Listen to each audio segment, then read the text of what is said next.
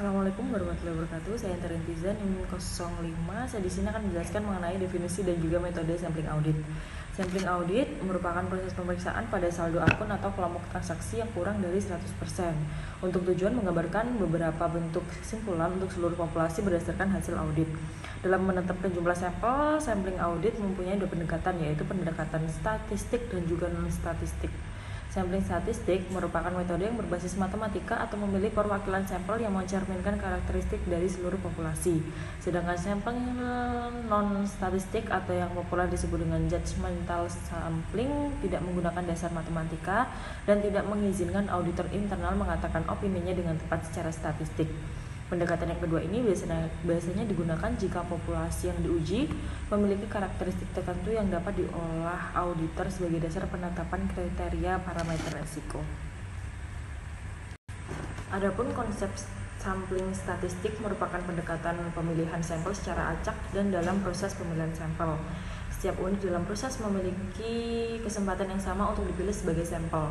Auditor internal dituntut untuk memiliki pemahaman tentang perilaku dari sampel yang mungkin diambil dan populasi, mengingat beberapa sampel dapat membawa asli yang berbeda. Berikut unsur-unsur yang dapat memenuhi populasi, antara lain tingkat kesalahan maksimum yang dapat ditoleransi, yang kedua tingkat keyakinan yang diinginkan, yang ketiga perkiraan expected error rate auditor, kemudian ada pemilihan sampel. Assalamualaikum warahmatullahi wabarakatuh. Perkenalkan, nama saya Devanda Putri Aridana, NIM 17.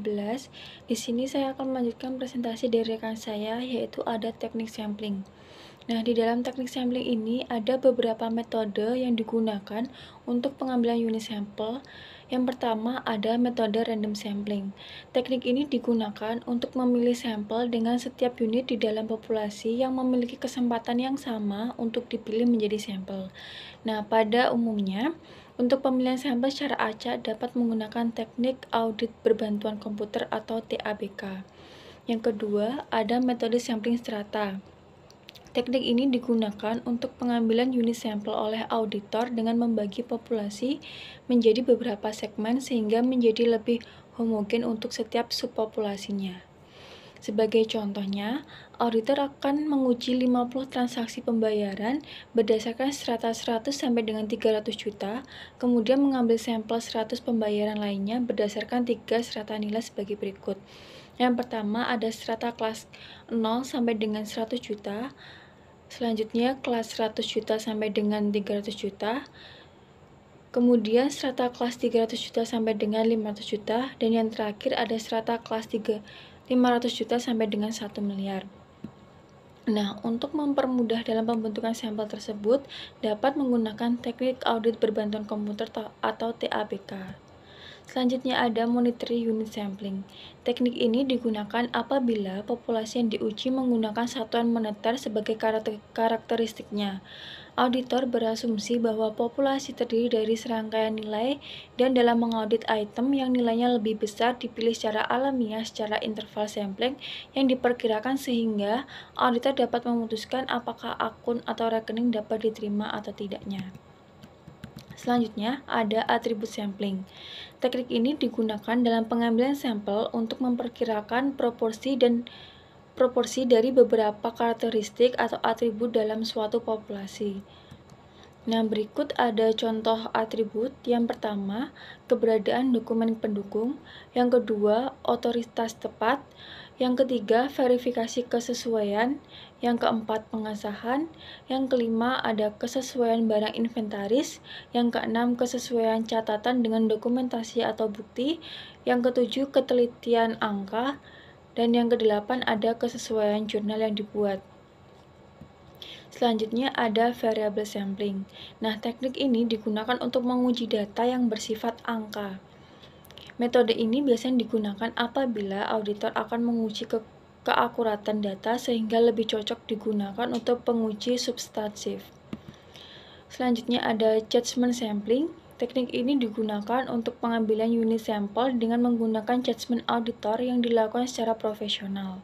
Pengujian ini difokuskan pada item yang diduga terjadi kelemahan pengendalian intern sehingga tanpa menggunakan rumus atau formula tertentu. Selanjutnya discovery sampling. Teknik sampling yang bertujuan untuk menemukan suatu kejadian yang serius, misalnya pada penyimpangan pengendalian internal atau penyimpangan yang perlu mendapatkan perhatian dalam populasi yang diperiksa. Discovery sampling biasanya diterapkan untuk menguji kepatuhan terhadap peraturan dan pengujian pengendalian internal. Subbab selanjutnya ada pengujian audit dan metode sampling statistik. Pengujian kepatuhan atau pengendalian adalah pengujian yang digunakan untuk menguji sejauh mana penerapan pengendalian internal dijalankan.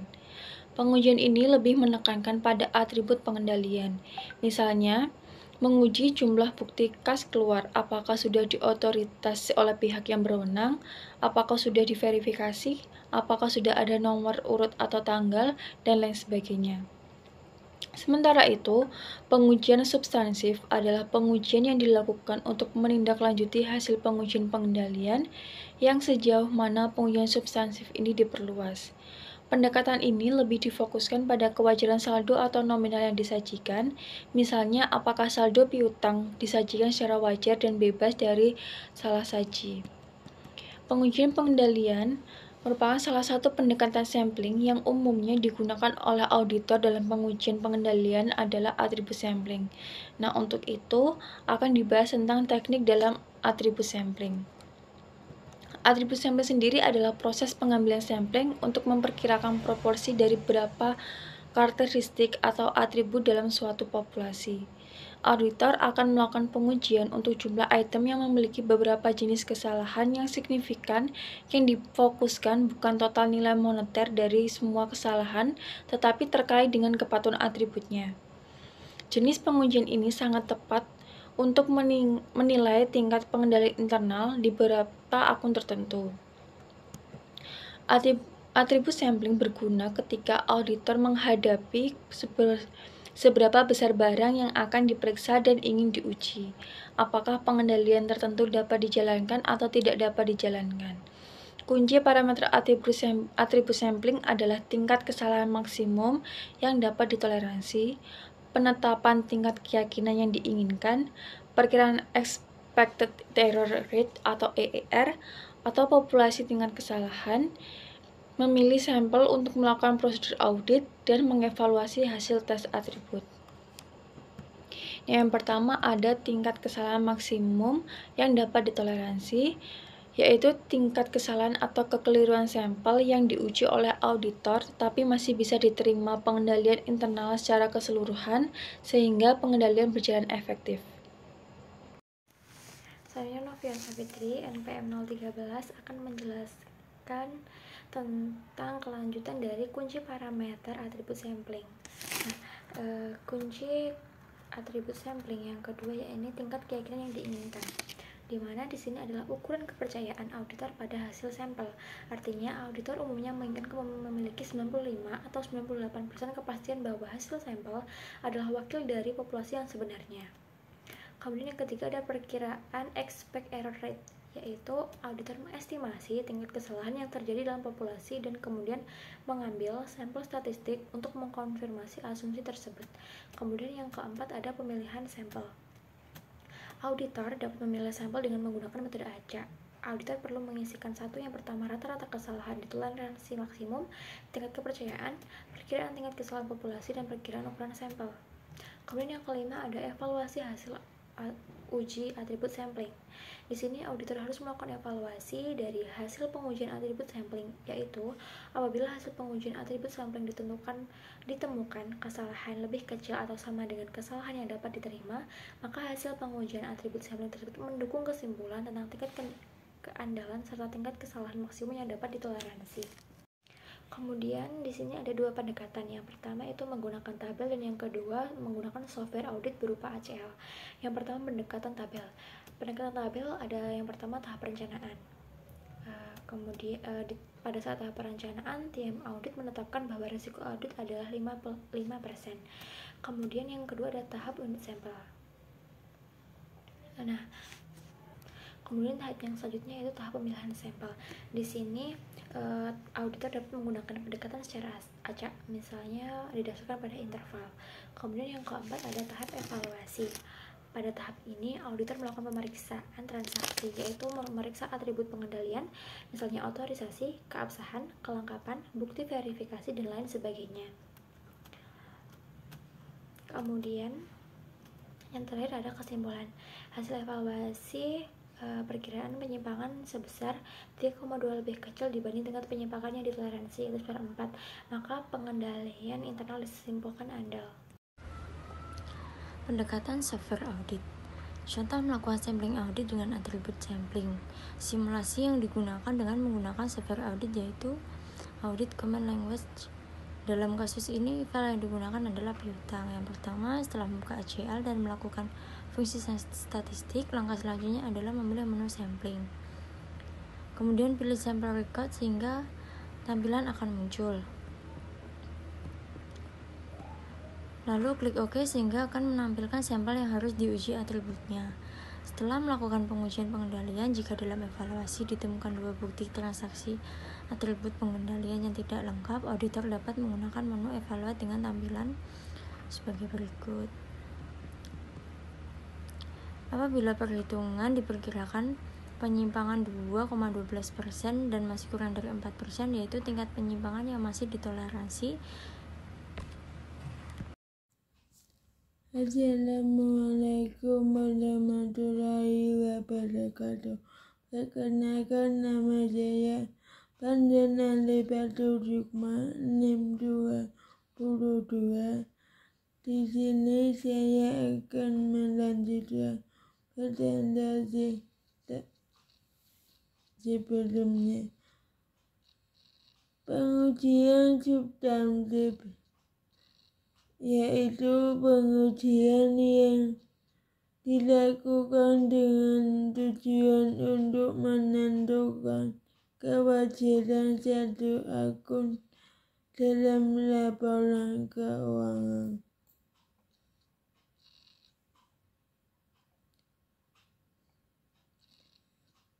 Auditor dalam menggunakan sampling audit pada saat pengujian substantif menggunakan pendekatan variabel sampling dan moneter unit sampling atau MUS. Sebagaimana yang telah dibahas pada pendekatan sampling di atas.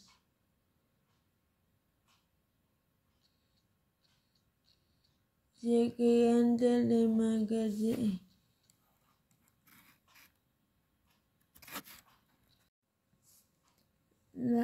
Selanjutnya, langkah-langkah MUS adalah sebagai berikut. Yang pertama, menentukan tujuan pengujian, yaitu penguji substantif atau penguji tujuan bit ganda.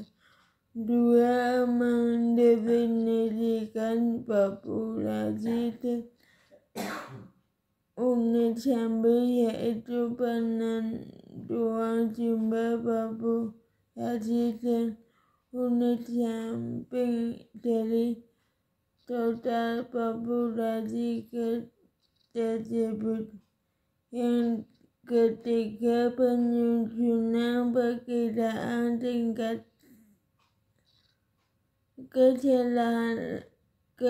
kesalahan maksimal yang dapat ditoleransi.